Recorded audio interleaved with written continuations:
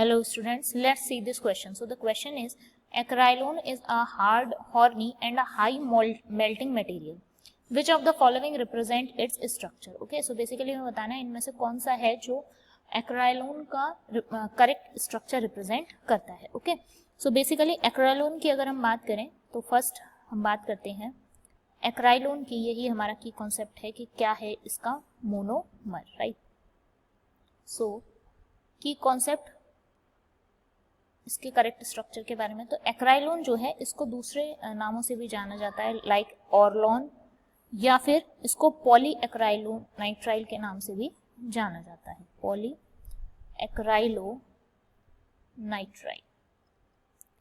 Okay, इसके अगर हम इसके मोनोमर की बात करें तो इसका जो मोनोमर है दैट इज एक्राइलो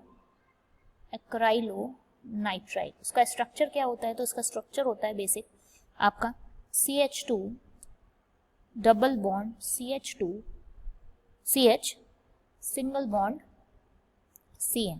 ओके, तो इसके अगर हम N मॉलिक्यूल लेते हैं तो ये आपका क्या बनाएगा, फाइनली ये बनाता है आपका पॉली एक्राइलोनाइट्राइल और एक्राइलोन. ठीक है, तो इस तरीके का कुछ इसका स्ट्रक्चर होता है. यहाँ पर आपका CN बॉन्ड होता है, ये यहाँ से बॉन्डिंग जो है वो दूसरे के साथ अटैच होती है. ठीक है, सो जो एक्राइलोनाइट्राइल का, अब इसमें हम ऑप्शंस देखें तो ये वाला जो ऑप्शन है, ठीक है, यहाँ पर आपका क्या होगा, CH2 होगा और यहाँ क्या होगा, CH होगा जिससे ये अटैच है. ठीक है, तो फाइनली यही जो है करेक्ट स्ट्रक्चर है किसका, एक्राइलोन का.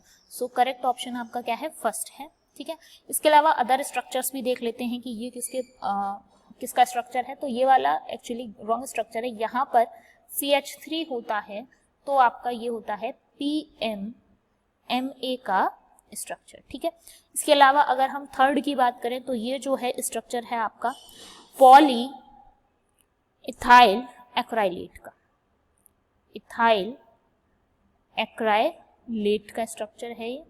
इसके अलावा अगर हम फोर्थ वाले की बात करें तो ये जो है स्ट्रक्चर है आपका पॉलीविनाइल क्लोराइड या PVC भी इसको कहते हैं. तो this is the structure of polyvinyl chloride.